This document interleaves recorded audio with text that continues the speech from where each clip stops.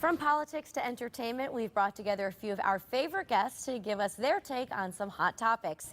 Today on the Style Squad, we welcome back attorney and talk radio host Lisa Wexler, board-certified plastic surgeon Dr. Beth Collins, and fitness expert Tom Holland. Welcome all back to the show. Thanks for having us. Thank you. Our first topic, a fall from grace for Lance Armstrong. His reputation and sponsorships have all taken a nosedive after widespread allegations of doping. He was stripped of his many titles. The U.S. Anti-Doping Agency and banned him from cycling. What do you think, Lisa? Start us off. Is this too extreme? Not only is it not too extreme, it's unbelievably overdue. Anybody who's been following this story about Lance Armstrong, and I've been reading articles about this for years, knows that there isn't a word in the English language for how despicable this man is. Because it's one thing, Teresa, to cheat. Sure. People cheat. They cheat. It's another thing to have everybody else on your team take the rap for you and spend the last umpteen years trying to bring them down, ruin their reputations, take away all their money, take away all their medals, which is what he did to all of his teammates, which is what he did to this young Irish woman who was a masseuse on one of his early tours. She ended up being a drug peddler. And when she was interviewed in a book about this, he ruined her. He sued her, he ruined her. His reputation has been of a bully and an intimidator, and he deserves everything he gets and more. Dr. Collins, what do you think? Well, I kind of have to agree with you about Lance Armstrong himself as a person. If he weren't such an arrogant jerk, people might have been a little bit more forgiving of him. I wonder if he's going to be watching today. But my opinion. But I have to agree with you. Whatever you feel about whether, I'm sure we're going to bring up the topic whether this should even be an issue, because testing versus legalization of steroids and drugs and doping in the world. But this guy, I have to agree, just based on just the sheer person that he is, he's not going to really have very many people, especially women, feeling sorry for him. Can you offset it a little bit because of all of the stuff he's done for charity, the Livestrong organization? He hasn't done that. He did all of that for himself. Absolutely. Absolutely. Everything was a cover. Everything was to make his reputation enhanced in the public, and he didn't deserve it. And a great analogy, too, is like, you know, the Colombian drug cartels. They made a lot of money in really bad ways, and they built cities and gave hundreds of millions of dollars to the people to protect themselves. That's true. But I'll take, and listen, I just did the Hawaii Ironman. He was supposed to be there. It was my 21st Ironman. I've spent many thousands of miles on a bike. And the age groupers are doping now. So the guys I compete against, they started testing age groupers, not pros, out of contest. And they're catching them. So it's so ridiculous. The only thing I will say, and I have two boys. What's ridiculous? Wait, what's ridiculous? The Oh, idea the that people cheating. are The the cheating. Oh, absolutely. But you know what? We were talking in the green room, so we'll have to bring it.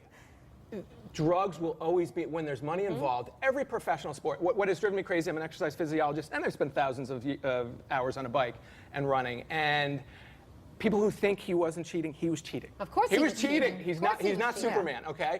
All the other guys have gotten caught. He cheated.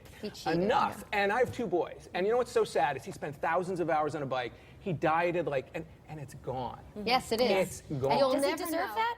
He absolutely 100%. You know what I like out of all of this is I can look at my boys and say, you know what, at the end of the day, I've worked way too hard on my career and my business, and I don't ever want that. Yeah, cheaters don't prosper. It's sort of like a good lesson. It's like a morality lesson. tale. It's Shakespearean Yes. at its finest. Absolutely. He's You know? a perfect example. It's just sad that he was a figure of United States success, that they were going in and winning the Tour de France every year, and it's a shame. And now the French were right.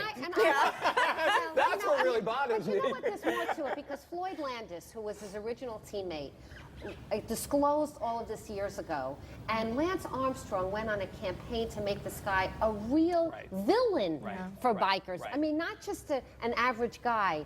And so what he did was he took his own cheating and he put it aside, and he made himself this man of stature. I mean, really, we don't have a word in the English language for really how gross We're all in his consensus. character. Now let's hope that the public doesn't forget about it as quickly as they've forgotten about how horrible Michael Vick was, because it seems like he's fine. You want to get into animal rights and all of that? Absolutely, the man topic. should still be rotting. It's a dogfight of sorts. UConn, obviously. UConn tells the Clinton Morgan School to stop using their Husky logo because they look so similar between UConn's marketing. They think the logo might interfere. They've had the Husky dog in Clinton for 25 years. Right. Obviously, there's a little bit of resemblance, but isn't a Husky dog a Husky? And should UConn be going after this little Clinton school? I'm a lawyer, and the standard of copyright infringement is whether there's a likelihood of confusion. But this is not really about that, because this school, this Morgan School, Clinton Morgan School, never wanted to make $1. They used this logo on their gym and on their lawn. They never even sold T-shirts. To me, it's a Goliath versus a David. It's a stupid way for the taxpayers of Connecticut to have to pay lawyers to issue a cease and desist order against a school that isn't even doing anything wrong. It's ridiculous. And why is this coming up now if it's been the logo for 25 years? Because somebody reported it who didn't go to the school. Somebody reported it to the organization of UConn, heard about it, saw it, nothing to do with anything, and they felt, the lawyers, that they needed to protect their public copyright to issue the cease and desist order. But when you get into the story, what they've said is, take your time. Right. You don't have to When you remove redo this right away. And the reason they said that is because it presents no threat to UConn. The whole thing is ridiculous. All right. Do you It's feel also the same? just similar. It's not the same. It's not identical, but I'm pretty sure and they've you're- agreed to change it now. They have agreed. Yeah. Because how can you fight UConn? You can't. Yeah, It's not like there were can't. knockoff They're T-shirts picking on on the the side little of guy. the road. They're yeah. picking on the little They guy. are. It makes them look small. I think so. In my opinion. All right, let's move on now. Monster energy drinks. They've been in the news lately. Recently, a parent filed a lawsuit after the death of a 14-year-old girl who drank 2 24-ounce cans of the energy drink in a 24-hour period.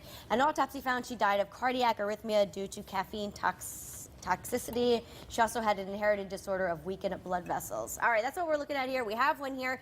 These are huge caffeinated drinks. Yes.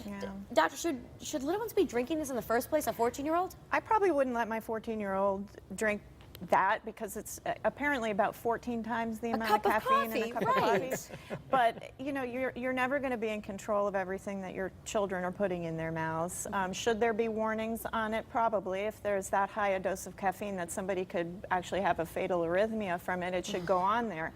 Having said that, I think that little girl did have something that was inherently wrong with her potentially, and I think it's probably a safe beverage for most people. Sure. I really don't.